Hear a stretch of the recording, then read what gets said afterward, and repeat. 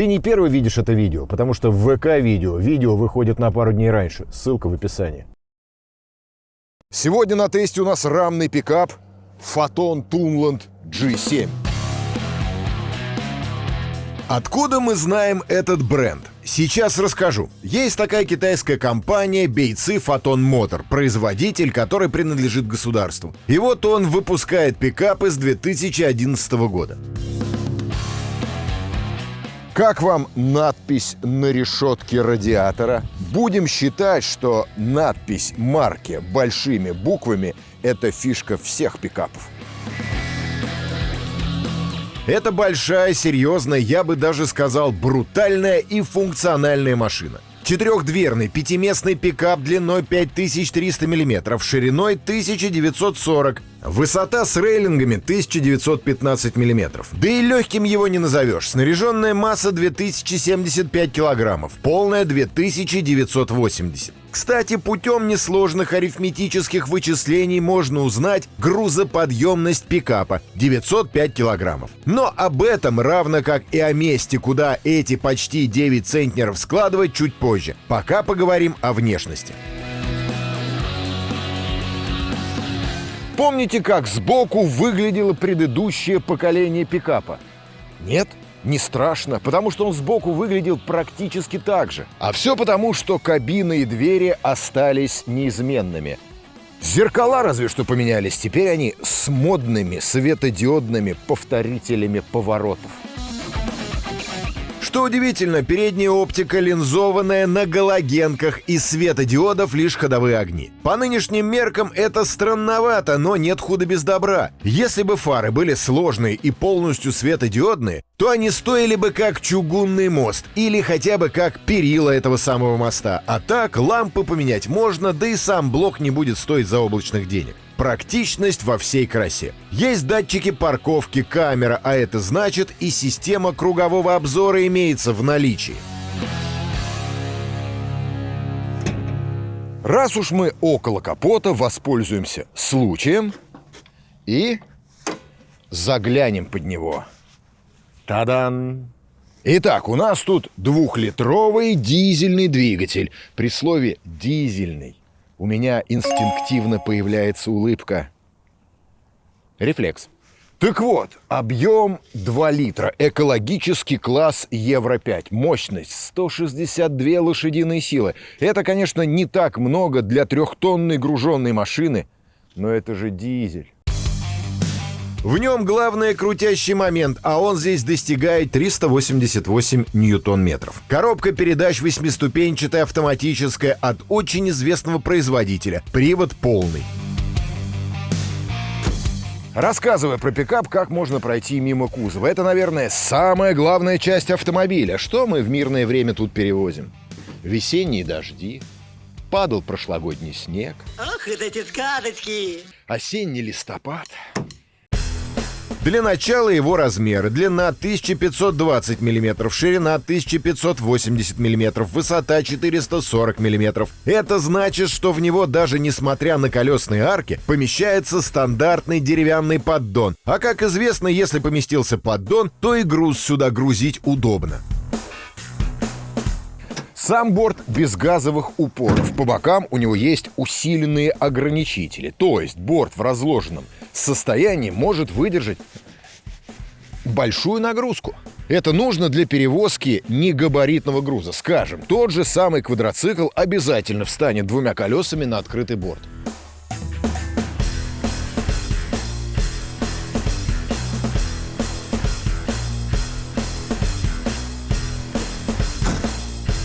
Грузоподъемность, как я говорил, чуть больше 900 килограммов, что хорошо. То есть для управления этим пикапом нужны права категории «Б», и на нем можно передвигаться не только по грузовому каркасу, смело выезжать на левую полосу и не обращать внимания на знаки, запрещающие въезд грузовикам. Еще из плюсов это то, что кузов покрыт антивандальным, трудно царапающимся покрытием. Есть такелажные петли, в общем, все по классике. Если кому-то не хватает кунга, то он тоже есть, но не на этом автомобиле, а в качестве опции.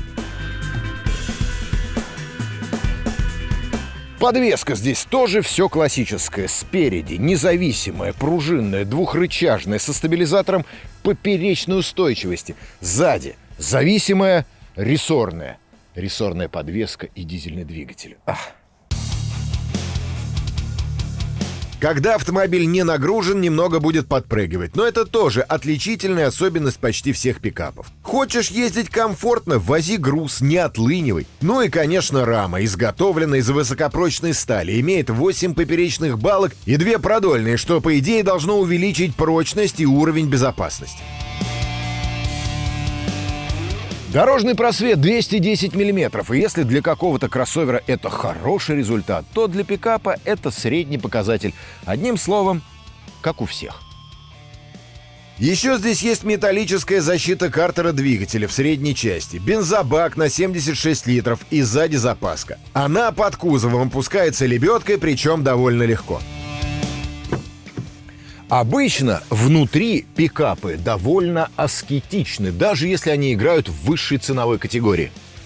Тунланд не самый дорогой представитель пикапов, и ему была бы простительна некая экономия на убранстве. Но не тут-то было. Тут все достаточно неплохо. Кстати, стоимость автомобиля 2 миллиона 758 тысяч с половиной рублей. Зная цены на менее крупные пикапы, стоимость такая очень-очень-очень даже неплохо. А еще стрелочки, а не имитация. Кнопочки, а не имитация. Есть электрорегулировки кресла водителя в 6 направлениях. Пассажир тоже может настроить под себя сиденье, но там уже механикой только в 4 направлениях. Есть обогрев на переднем ряду. Руль регулируется, правда, только в одной плоскости, по углу наклона. Вылета нет. Второй ряд более аскетичный, но поместиться на нем можно. А сидушки удобные. Так, из роскоши. Электростеклоподъемники, подлокотник с подстаканниками, плафон индивидуального освещения. Пусть будет для задних пассажиров. На этом роскошь заканчивается.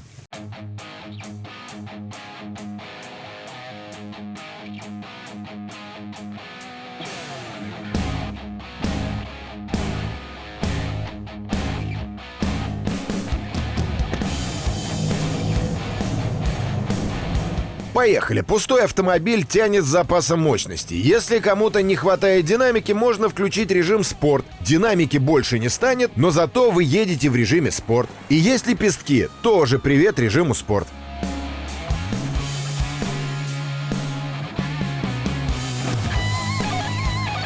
Обзорность, даже несмотря на небольшие боковые зеркала, очень хороша.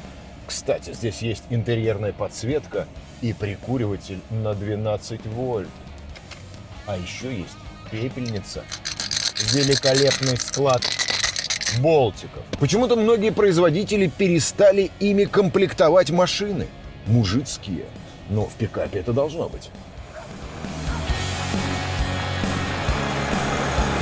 Привод полный, есть шайба, с помощью которой можно выбирать, на какие колеса и в каком режиме будет подаваться тяга. Обычно машина едет на заднем приводе. Можно включить режим авто, передний мост будет подключаться автоматически. Ну и, конечно, можно включить постоянный полный привод и полный привод с понижающей передачей.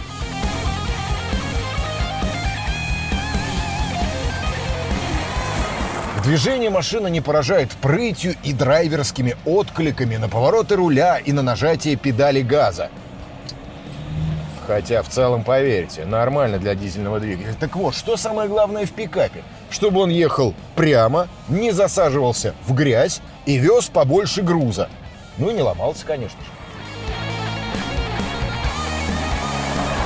Впрочем, если надумаете ломаться, есть гарантия 3 года или 150 тысяч километров, в зависимости от того, что наступит раньше. Еще немного полезной информации. Пикап «Фотон» продается у многих дилеров, а официальным дистрибьютором, который за все отвечает и помогает, является АО «МБ РУС». Но это так, к слову.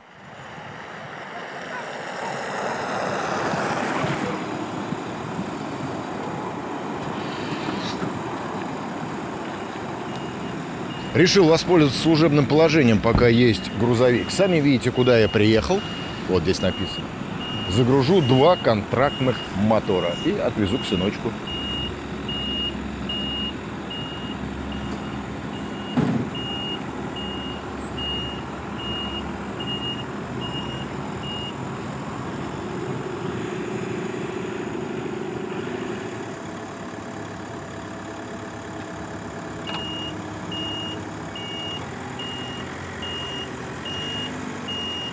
Вранглер 2.8. Рядный. Мазда 2 литра, почти новый.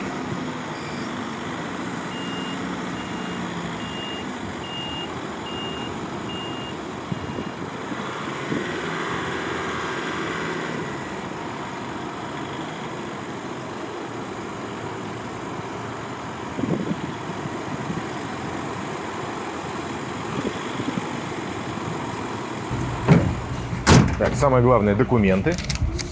Все, до свидания. До свидания.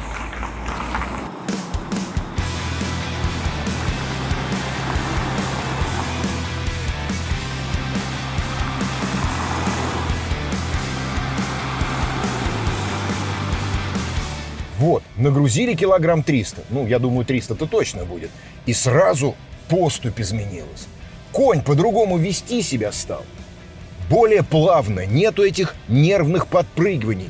Степенность, что ли, образовалась? Одно удовольствие. Пикап – это грузовик. И еще я хотел сказать про полный привод. Естественно, здесь есть понижайки, блокировки, но задний мост, он постоянно заблокирован. То есть дифференциал у него постоянно заблокирован, и он саморазблокирующийся. То есть, когда вы входите в поворот, одно из колес отпускается. Поняли? Не как на 66-м. Одно колесо буксует и сразу блокируется. Тут постоянно 2 колеса гребут, но в резких поворотах не гребут.